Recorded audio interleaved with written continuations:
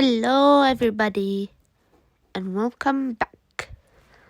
Today I'm going to be showing you penguins. Look at them, they're so cute. Whoa, look at that lady, she's feeding the penguins. Whoa. Oh, look at that penguin just sitting on a rock. Whoa, those penguins drinking water.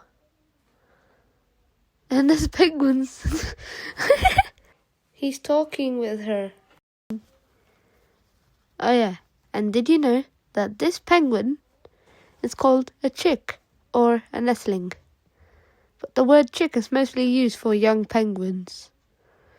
They cuddle around their parents just to stay warm and to stay away from predators. And did you know when penguins eat fish, they're really smelly? Well, look at this big thick brown one. Oh my god, it looks like these penguins has escaped from the zoo. Whoa, this penguin has escaped from his aquarium? How? Well, that's hilarious. And thank you for watching. Bye!